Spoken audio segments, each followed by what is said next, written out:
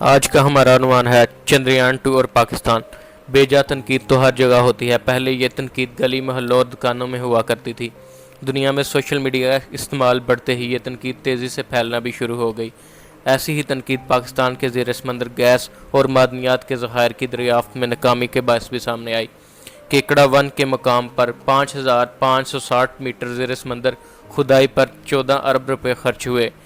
مخالفین نے حکومت کو اس ناکامی پر خوب آڑے ہاتھوں لیا۔ اسی طرح چندریان 2 کی ناکامی پر انڈین حکومت کو بھی مخالفین کی تنقید کا سامنا ہے۔ دنیا میں تحقیقات پر بڑی رقم خرچ ہوتی ہے۔ ضروری نہیں کہ پہلی ہی کوشش میں کامیابی ملے۔ بہت سے سائنسدانوں نے ناکامیوں سے سیکھا۔ تھامس ایڈیسن نے 1000 کے قریب کوششوں کے بعد بلب ایجاد کیا۔ تحقیق نہ ہو تو دریافت و تخلیق کیسے ہو؟ تحقیقات جدت کو رائج کرتی ہیں۔ یہی وجہ ہے کہ تحقیقات پر خرچ کرنے والی آج دنیا میں سرفہرست ہیں۔ بھارت نے چندریان نامی منصوبہ کے تحت اکتوبر 2008 میں اپنا پہلا سیارہ چاند پر بھیجا۔ یہ سیارہ چاند پر لینڈ تو نہ کر سکا، البتہ چاند کے مدار میں چاند سے 200 کلومیٹر اونچائی پر 10 ماہ تک گردش کرتا رہا، جس نے چاند پر معدنیات کا جائزہ لیا۔ امریکی خلائی ادارے ناسا نے بعد میں ان معلومات سے چاند کے قطب جنوب پر موجود گڑھوں پر پانی کو برف کی شکل میں دریافت کیا، جس سے انسان کے چاند پر قدموں کے امکانات ظاہر ہونے لگے۔ ان معلومات کو بنیاد بنا کر مزید تحقیقات جاری ہیں۔ اسی ضمن میں بھارت نے چندریان 2 کے نام سے چاند کے قطب جنوب پر اترنے کا منصوبہ بنایا۔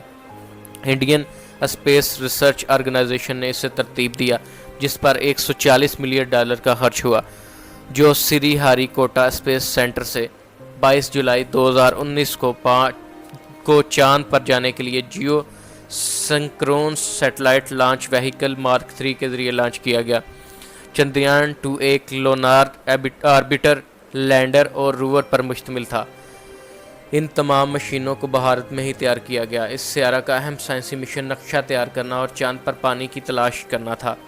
لینڈر اور روور نے چاند پر اتر کر وہاں موجود کیمیا کا جائزہ لینا تھا، اور آربیٹر اور لینڈر نے زمین پر معلومات بھیجنا تھی۔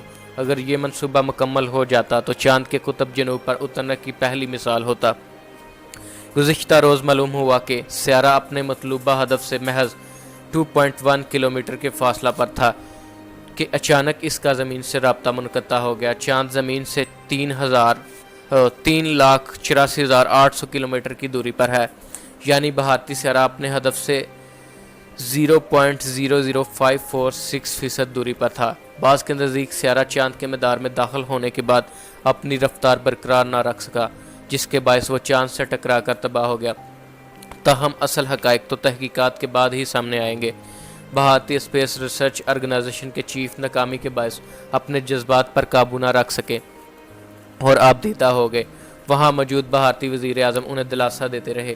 بھارتی وزیر اعظم نے کہا کہ وہ ایسے پروگرام پر فخر محسوس کرتے ہیں جو چاند پر تحقیقات کے بالکل قریب آ چکا تھا۔ مزید کہا کہ ایسے مواقع دوبارہ بھی آئیں گے۔ جہاں اس ناکامی کی خبریں دنیا بھر میں گردش کرنے لگیں، وہیں خود بھارت اور پاکستان میں اس منصوبے کی ناکامی پر شدید تنقید سامنے آنا شروع ہو گئی۔ بھارتی ماہر اقتصادیات ڈاکٹر لونے راجر کے مطابق یہ منصوبہ صرف خلائی ملبے میں اضافے کا سبب بنا۔ اس سے بھارت اپنے سماجی مسائل پر قابو پا سکتا تھا۔ روایتی حریف پاکستان کا تو اس منصوبے میں بظاہر کوئی عمل دخل نہیں۔ تاہم پاکستانیوں نے بھی بھارتی ناکامی کو آڑے ہاتھوں لیا۔ پاک فوج کے ترجمان جنرل آصف غفور نے کہا کہ کیا بھارت دیگر الزامات کی طرح اس ناکامی کا ملبہ بھی ISI اور معصوم کشمیریوں پر ڈالے گا؟ معاملہ سوشل میڈیا پر شدت اختیار کر گیا جب فواد چودھری نے بھارتی ناکامی کا تمسخرہ اڑاتے ہوا کہا کہ جو کام آتا نہیں پنگا کیوں لیتے ہو؟ چاند کی بجائے ایک کھلونا زمین پر اتر گیا۔ مزید انہوں نے مودی کو خلا نور سے تشبیہ دی اور لوک سبھا سے مودی سے جواب طلبی کا مطالبہ بھی کیا۔ ان کی تنقید پر زیادہ رد عمل اس وجہ سے آیا کہ یہ پاکستان کے وفاقی وزیر برائے سائنس اور ٹیکنالوجی ہیں۔ ان کا چاند کو دیکھنے متعلق علماء سے تناؤ بھی چلتا رہا۔ ایک سوشل میڈیا صارف کے مطابق وہ قوم چاند پر جانے والوں پر تنقید کر رہی ہے جو آج تک چاند کو دیکھنے پر متفق نہیں۔ ماضی میں انہوں نے زبانی تخمینہ بھی لگایا کہ ہیلی کاپٹر 55 روپے فی کلومیٹر کی مائلیج دیتا ہے۔ ماضی میں انہیں بے جا تنقید کے باعث ہی وزارت اطلاعات سے ہاتھ دھونا پڑا۔ اور ایسی وزارت ان کا مقدر بنی جس کو پاکستان میں رجحان کم ہونے کی بنا پر کوئی خاص اہمیت حاصل نہیں۔ یہی وجہ ہے کہ لاکھوں انجینئرز اور ٹیکنالوجسٹ بے روزگار ہیں۔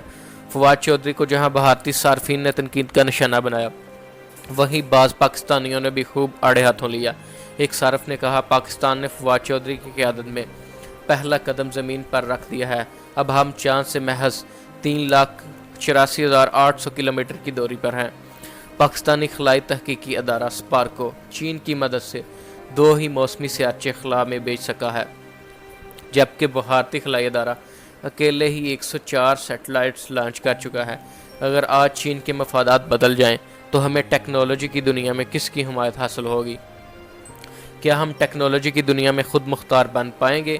ہمارے ہاں تکنیکی تعلیم حاصل کرنے والوں کا مستقبل کیا ہوگا؟ ہمیں سوچنا ہوگا۔ پاکستان میں بڑا طبقہ، شاید انہیں پڑھا لکھا کہنا درست نہ ہو، یہ ثابت کرنے میں لگا ہوا ہے کہ چاند پر لینڈنگ محض افسانہ ہے۔ تو عرض ہے کہ کیا دنیا میں امریکہ کی تحقیق کی بنا پر برتری بھی محض ڈرامہ ہی ہے؟ متعدد تحقیقی مرکز بری یونیورسٹیاں اور تعلیمی ادارے بھی محض افسانہ ہی ہیں کیا؟ اگر واقعی ایسا ہے تو ہمیں سیٹلائٹ کے نظام سے بھی منحرف ہونا چاہیے، حتیٰ کہ ہمیں پھر فنی اور تخلیقی علم کی جستجو ہی نہیں کرنی چاہیے۔ ایسے لوگ صدیوں پہلے موبائل فون اور ہوائی جہاز کو بھی افسانہ ہی سمجھتے ہوں گے، مگر وقت کے ساتھ تحقیقات سے حاصل ہونے والی جدت سے مستفید ضرور ہوتے ہوں گے۔ اللہ تعالیٰ نے دنیا میں انسانی عقل اور حیرت کے لیے بہت کچھ بنایا ہے۔ اب یہ ہم پر منحصر ہے کہ ہم اللہ کی تحقیقات کی کھوج کریں یا پھر منکر ہو کر غور و فکر ہی چھوڑ دیں۔ پنجابی کا محاورہ ہے کہ عقل نہ ہوئے تے موجاں ہی موجاں، عقل ہوئے تے سوچاں ہی سوچاں۔ ہم مسلمان قوم تحقیقات سے بہت دور ہو چکے ہیں، جبکہ مسلم تاریخ میں کئی سائنسدان گزرے ہیں جو تحقیق کی دنیا میں آج بھی زندہ ہیں۔ یورپ نے تحقیق کی بدولت ہی دنیا کو اپنی طرف متوجہ کیا ہے۔